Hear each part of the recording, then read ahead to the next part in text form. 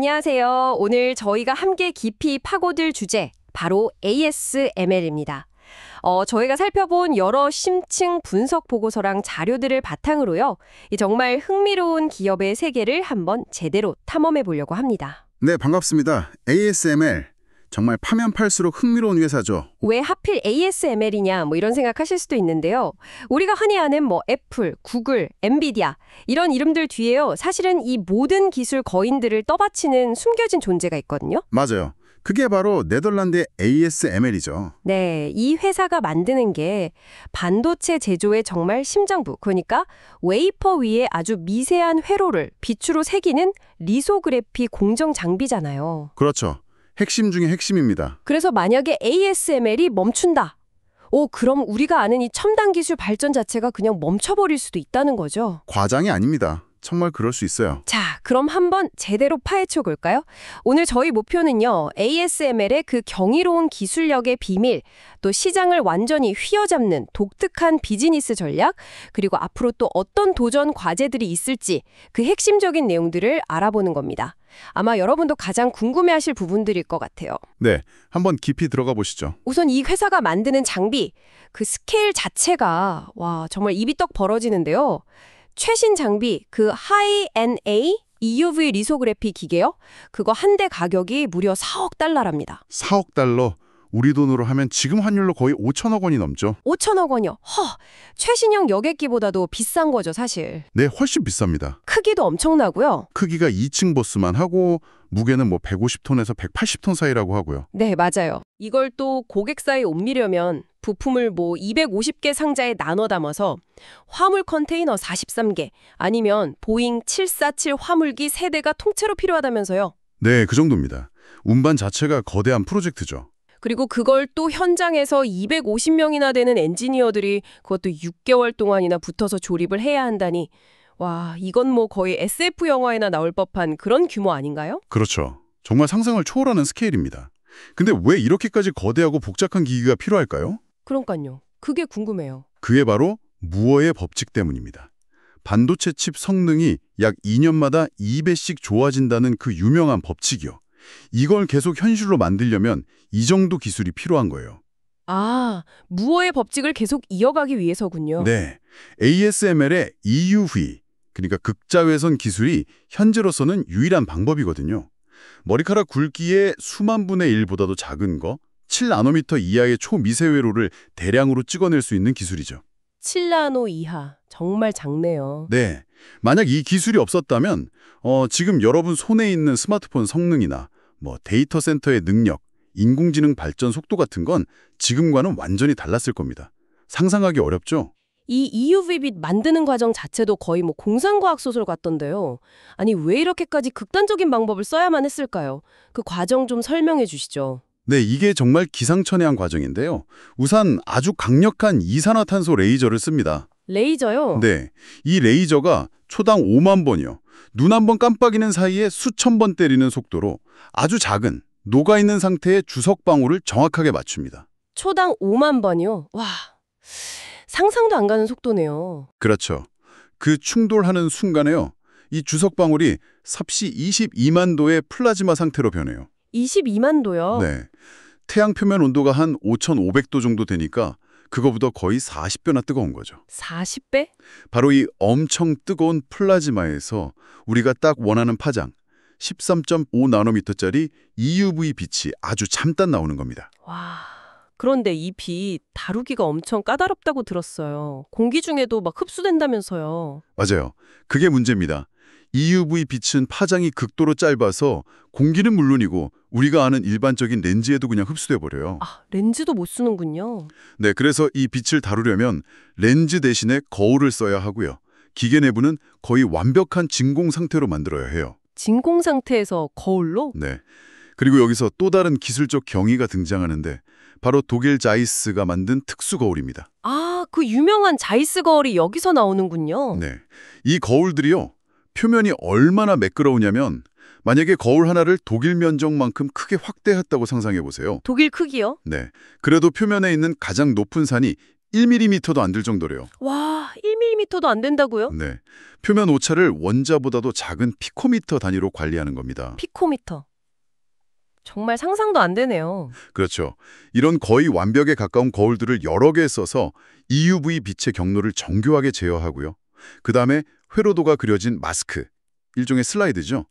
이걸 통과한 빛을 여러 거울로 축소시켜서 실리콘 웨이퍼 위에 아주 정교하게 투사하는 방식입니다. 뭐랄까, 극도로 정밀한 슬라이드 프로젝터 같은 거죠. 독일 크기로 확대해도 1mm 오차라니? 이건 진짜 인간의 능력을 넘어선 경지 같아요. 맞습니다. 피코미터 단위 정밀도라는 건 정말 결국 이 모든 복잡한 과정은 단 하나의 목표를 위한 겁니다. 원자 몇 개 크기의 회로를 수십억 개씩 아주 정확하게 웨이퍼 위에 찍어내는 거. 초정밀 인쇄술이죠. 이게 바로 현대 디지털 문명을 떠받치는 기반 기술인 거군요. 그렇죠. ASML 전 CEO였던 피터 베닝크가 그런 말을 했어요. 문제가 클수록 혁신도 커진다. 불가능해 보이는 공학적 난제의 정면으로 부딪히는 그 정신이 이 회사의 핵심 DNA라고 할 수 있겠습니다. 이런 정말 믿기 어려운 기술력을 유지하려면 당연히 천문학적인 비용이 들어갈 텐데요. 근데 ASML은 이걸로 어떻게 돈을 벌고 시장을 완전히 장악할 수 있었을까요? 단순히 기술력만 줬다고 되는 건 아닐 것 같은데요. 그거 아주 중요한 질문입니다. 맞아요. ASML의 성공 비결은 기술력 못지않게 아주 영리한 비즈니스 모델에 있습니다. 비즈니스 모델이요? 네, 흔히 우리 면도기랑 면도날 전략이라고 하잖아요.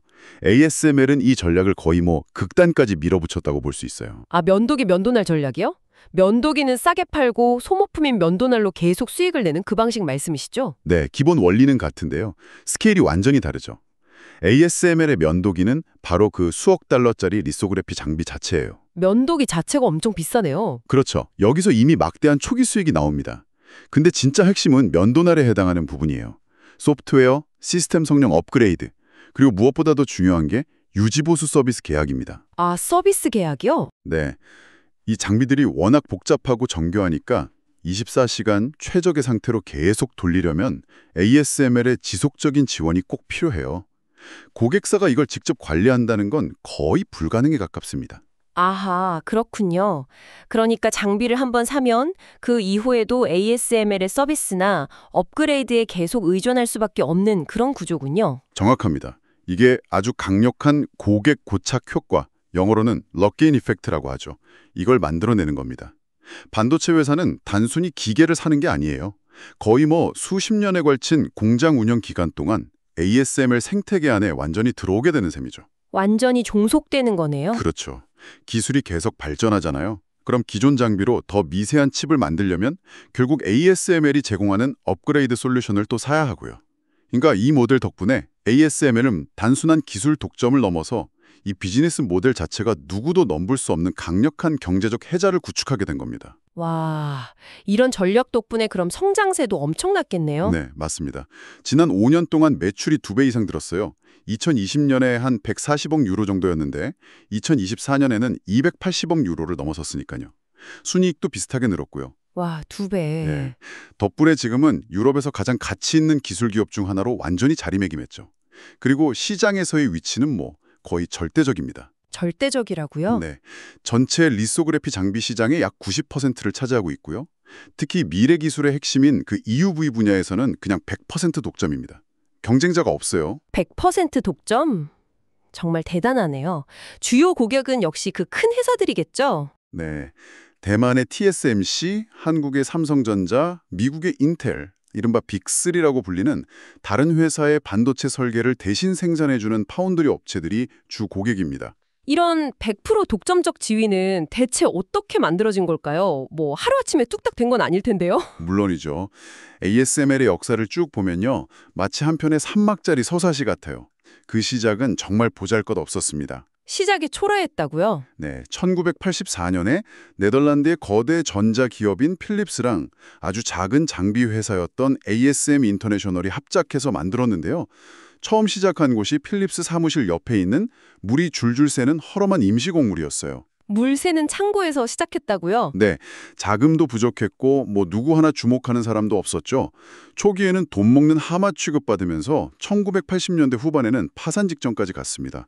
공동 설립자였던 ASMI는 지원을 끊었고 모회사인 필립스조차도 구조조정을 심각하게 고려했었죠. 와, 그야말로 벼랑 끝에 몰렸었군요. 네. 그런데 바로 그때 경영진이 필립스 이사회 멤버였던 행크 보트라는 사람을 설득해서 마지막 기회를 얻어냅니다. 마지막 기회. 네. 그 자금으로 정말 연구 개발에 모든 걸 쏟아부었고 마침내 1991년에 당시 경쟁사들을 압도하는 성능을 가진 PAS 5500 플랫폼이라는 걸 출시하면서 극적으로 살아나요. 와, 극적인 반전이네요. 그렇죠. 이 성공을 발판 삼아서 주요 고객들을 확보하고 1995년에는 나스닥이랑 암스테르담 증시에 상장하면서 재정적으로도 독립하게 됩니다. 이런 거의 죽다 살아난 경험이 회사의 DNA에 아주 깊게 박혔겠어요. 바로 그 점이 정말 중요합니다. 그냥 경쟁력 있는 제품을 만드는 수준을 넘어서 기술적으로 아예 대체 불가능해야만 살아남을 수 있다는 교훈을 정말 뼛속 깊이 새기게 된 거죠. 대체 불가능해야 한다. 네, 이게 바로 그들이 장기적인 R&D에 극단적으로 집중하고 또 EUV처럼 성공 확률이 아주 낮아 보였던 문샷 프로젝트에 수십 년간 천문학적인 돈을 쏟아부을 수 있었던 근본적인 이유입니다. 다른 경쟁사들이 저건 너무 어렵다, 비용이 너무 많이 든다 하면서 포기했을 때도 ASML은 계속 갔던 거죠. EUV 개발에만 17년 이상 60억 유로가 넘는 돈을 투자했으니까요. 그렇게 해서 만들어진 기술적 해자 말고 또 다른 성공 요인이 있을까요? 전략적인 측면에서요? 네, 그게 바로 두 번째 막입니다. 넘을 수 없는 전략적 해저를 구축하는 과정인데요. 여기서 핵심 키워드는 거인들과의 동맹입니다. 거인들과의 동맹이요? 네, 첫 번째는 기술 파트너와의 동맹이에요. 세계 최고의 광학 기술을 가진 독일의 자이스, 그리고 고출력 레이저 기술로 유명한 독일의 트럼프, 이 회사들과 수십 년 동안 독점적인 파트너십을 맺었습니다. 아, 그 회사들이군요. 네, 이게 단순한 협력 관계를 넘어서요. ASML은 차세대 기술 개발 자금을 지원하기 위해서 10억 유로나 들여서 자이스 관련 사업부 지분 24.9%를 아예 인수해버렸어요. 지분까지 인수했다고요? 네, 거의 운명 공동체 수준으로 묶은 거죠. 기술 파트너뿐만 아니라 아까 말씀하신 고객들과의 관계도 뭔가 특별하다고 들었는데요? 네, 그게 바로 두 번째 동맹이자 어쩌면 ASML 전략의 가장 기발한 부분일 수 있습니다. 2012년에요. EUV 개발 막바지에 정말 막대한 자금이 필요했거든요. 네, 개발비가 엄청났겠죠. 그렇죠. 그때 ASML이 아주 과감한 전략을 실행합니다. 최대 고객사인 인텔, TSMC, 삼성전자를 설득해요. 그 빅3를요? 네, 설득해서 총 13억 8천만 유로, 우리 돈으로 거의 2조 원에 가까운 연구개발 자금을 지원받습니다. 그 대신에 이 세 회사한테 ASML 지분 총 23%를 인수하게 한 거예요. 고객한테 돈을 받고 지분까지 내줬다고요? 오, 그게 어떻게 보면 좀 이상하게 들릴 수도 있는데요. 기술 개발에 자신이 없었거나 아니면 위험을 좀 떠넘기려고 했던 건 아닐까요? 그렇게 볼 수도 있겠지만요. 이 전략의 진짜 의미는 훨씬 더 깊습니다. 이 고객 공동 투자 프로그램은요.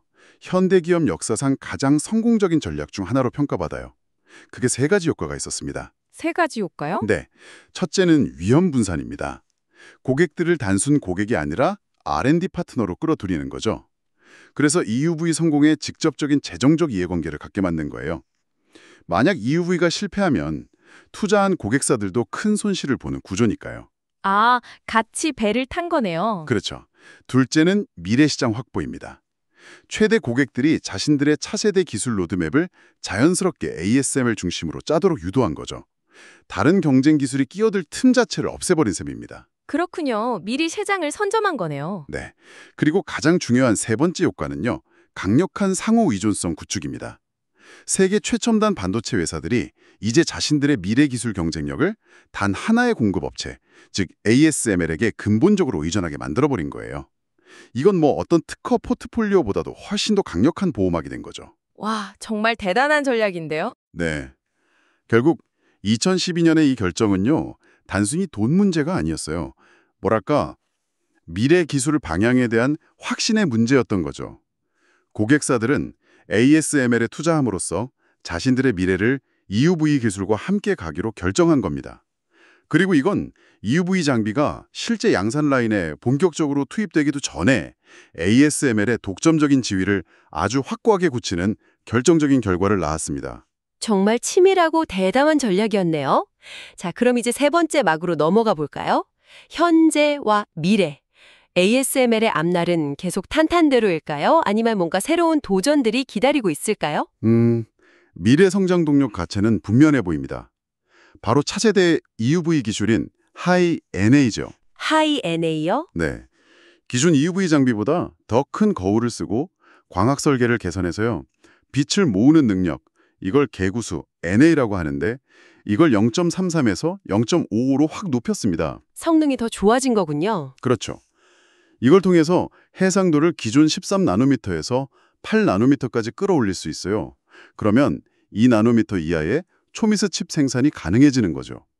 이게 앞으로 한 10년 정도는 무어의 법칙을 계속 이끌어갈 핵심 기술로 여겨지고 있습니다. 2나노 이하라. 네, 목표는 여러 번 빛을 쪼여야 했던 복잡한 공정, 멀티 패터닝이라고 하는데요. 이걸 없애고 단 한 번의 노광으로 더 미세한 회로를 그리는 겁니다. 근데 이 기술 엄청나게 비싸거든요. 첫 번째 고객은 인텔입니다. 아, 인텔이 먼저 가져가는군요. 하지만 여기서 첫 번째 도전 과제가 바로 등장하는 것 같아요. 지정학적 문제. ASML이 미중 기술 패권 경쟁의 한복판에 딱 서게 된 거죠. 맞습니다. 그게 큰 변수죠. 네덜란드 정부가 결국 미국의 압력에 동참해서 최첨단 EUV 장비는 물론이고 일부 고성능 DUV, 그러니까 심자외선 장비까지 중국에 수출하는 걸 통제하고 있잖아요. 네, 그렇죠. 이게 단기적으로는 분명히 중국의 첨단 반도체 기술 발전을 늦추는 효과가 있을 겁니다. 근데 장기적으로 보면 이게 오히려 부메랑이 될 수도 있다는 우려가 계속 나와요. 부메랑요? 네, ASML 전 CEO였던 피터 베닝크도 비슷한 지적을 했었는데요. 중국을 이렇게 고립시키는 것이 역설적으로 그들의 자체 기술 개발 의지를 더 자극하고 심지어 강요할 수도 있다는 거죠. 아, 오히려 자극제가 될 수 있다. 그렇죠. ASML 입장에서는 2023년 매출의 거의 30%를 차지했던 엄청 큰 시장을 잃는 동시에 막대한 국가적 지원을 등에 업은 잠재적인 경쟁자를 스스로 키우는 그런 결과를 낳을 수도 있는 겁니다. 그래서 한 10년이나 15년 뒤에는 지금처럼 ASML 중심의 단일 기술 생태계가 아니라 어쩌면 두 개의 서로 경쟁하는 생태계가 나타날 가능성도 배제할 순 없어요. 그렇군요. 기술 발전 자체의 그 비용 문제도 점점 더 심각해지는 것 같아요. 하이엔A 장비 가격이 워낙 비싸니까요. 네, 그 점이 정말 두 번째 큰 도전입니다. 하이엔A 장비 한 대 가격이 4억 달러에 육박하니까요. 이제는 최대 고객사들조차도 이걸 선뜻 도입하기를 좀 망설이는 그런 분위기가 감지돼요. 망설인다고요? 네, 대표적인 예가 세계 1위 파운드리 업체인 TSMC인데요. TSMC가 차세대 공정, 그러니까 2나노 다음인 A16 공정에 하이엔A 도입 시기를 당초 계획보다 늦추겠다고 발표했어요. 대신 기존 EUV 장비를 여러 번 사용하는 방식으로 일단 대응하겠다는 거죠. 아, 기존 장비를 더 활용하겠다. 네, 이게 뭘 의미하냐면요. 과거에는 ASML이 만들면 고객은 무조건 따라온다 라는 성공 공식이 있었거든요. 근데 여기에 약간 균열이 생길 수도 있다는 걸 시사하는 겁니다. 그 무어의 법칙이 이제는 경제성의 벽에 좀 부딪히기 시작했다? 이런 신호로도 볼 수 있을까요? 그럴 가능성이 충분히 있습니다. 차세대 칩 생산 비용이 너무 높아져서 이걸로 만든 최종 제품의 가격 경쟁력을 확보하기가 어렵다면 아무리 기술적으로 뛰어나도 시장에서 확산되는 속도가 늦춰질 수밖에 없거든요. 그렇죠. 너무 비싸면 안 사니까요. 네, 그러니까 ASML에게는 이제 기술적 우위를 넘어서서 고객에게 확실한 경제적, 투자 수익률, ROI라고 하죠. 이걸 증명해야 하는 새로운 과제가 생긴 셈입니다. 마지막으로 하나 더요. 장기적으로 봤을 때 기술적인 위협은 없을까요? 그러니까 EUV 말고 다른 대안 기술이 등장할 가능성은 전혀 없는 건가요? 현재로서는 EUV에 필적할 만한 직접적인 경쟁 기술은 사실상 없다고 봐야 합니다. 하지만 우리가 좀 주목해서 봐야 할 움직임이 하나 있긴 해요. 어떤 건가요? 바로 일본 캐논이 주도하고 있는 나노 임프린트 리소그래픽, 줄여서 NIL이라는 기술입니다. NIL, 나노 임프린트요? 네, 이 기술은 빛을 사용하는 대신에요. 말 그대로 나노미터 크기의 패턴이 정교하게 새겨진 도장을 웨이퍼에 꾹 찍어서 회로를 형성하는 방식입니다. 도장을 찍는 방식이라니? 뭔가 훨씬 간단해 보이는데요? 네, 원리 자체는 좀 더 직관적이죠. NIL의 가장 큰 장점은 역시 비용입니다. EUV 장비보다 10배 이상 저렴할 수 있다고 하고요. 에너지 소비도 90%나 줄일 수 있다고 알려져 있어요. 와, 비용이랑 에너지 효율이 엄청나네요. 그렇죠. 하지만 아직은 좀 기술적인 한계가 있습니다. 결함, 그러니까 디펙트 발생률이 아직 높고요. 생산 속도도 좀 느려서 CPU나 GPU처럼 아주 복잡한 로직 칩 생산에는 당장 적용하기는 좀 어렵다는 단점이 있어요. 아, 아직은 한계가 있군요. 네. 다만 3D 낸드 플래시 메모리처럼 구조가 비교적 단순하고 반복적인 칩 있잖아요. 이런 데에는 적용 가능성이 좀 점쳐지고 있습니다. 그렇다면 NIL이 당장 EUV를 위협하기는 어렵겠지만 그래도 잠재적인 경쟁자가 될 수는 있겠네요. 그렇습니다. NIL은 전형적인 파괴적 혁신, 영어로 disruptive innovation이라고 하죠. 그 잠재력을 가지고 있다고 볼 수 있어요. 처음에는 최고 성능 시장이 아니라 비용에 민감한 어떤 특정 틈새 시장을 공략하다가 기술이 점점 성숙해지면서 주류 시장으로 영향력을 확대해 나갈 수가 있거든요. 특히 지정학적인 측면에서 의미가 있을 수도 있겠네요. 맞아요. 그 점이 중요합니다. EUV 장비를 살 수 없는 중국 같은 나라가 만약에 이 NIL 기술에 대규모 투자를 단행한다면 어떻게 될까요? 특정 응용 분야에서는 이 정도면 충분히 좋다, 굿이너프 수준의 대안 기술을 확보하게 될 수도 있겠죠. 그러면 장기적으로 봤을 때 ASML의 그 절대적인 독점 구도에 균열을 낼 가능성도 전혀 없다고는 말할 수 없습니다. 자, 그럼 오늘 나눈 이 모든 이야기들이 의미하는 바는 뭘까요? 오늘 우리는 ASML이라는 이 한 기업이 어떻게 정말 경이로운 기술력, 그리고 난공불락의 시장 지위, 또 아주 영리한 전략을 통해서 현대 기술 문명의 거의 심장부를 쥐게 되었는지 쭉 살펴봤습니다. 네, 정말 대단한 여정이었죠. 그런데 동시에 지금은 지정학적인 압박, 또 천문학적으로 치솟는 기술 개발 비용, 그리고 어쩌면 나타날지도 모를 새로운 대안 기술의 등장이라는 아주 거대한 파도 앞에 서 있기도 하고요. 그렇죠. 도전 과제도 만만치 않습니다. 그래서 마지막으로 여러분께 이런 질문을 한번 던져보면서 마무리하고 싶습니다. 이 독점적인 기술 거인 ASML의 미래는 과연 어떻게 펼쳐질까요? 네, 흥미로운 질문입니다. 지정학적 긴장이 점점 더 고조되고 기술 발전의 경제적인 부담이 커지는 이런 새로운 환경 속에서 ASML은 과연 계속해서 무어의 법칙을 이끌면서 세계 기술 지형의 정점에서 군림할 수 있을까요? 아니면 이런 비용 문제나 혹은 새로운 경쟁 기술의 부상 때문에 우리가 알던 이 보이지 않는 왕의 시대가 예상치 못했던 새로운 국면을 맞이하게 될까요? 이 질문에 대한 답은요, 앞으로 우리 모두가 경험하게 될 기술의 미래 모습과 아주 밀접하게 연결돼 있을 겁니다. 지켜볼 일이죠. 네, 오늘 ASML에 대한 이 깊이 있는 탐구 여러분께도 유익하고 흥미로운 시간이 되셨기를 바랍니다. 저희는 다음에 더 흥미로운 주제로 다시 찾아뵙겠습니다. 감사합니다. 감사합니다.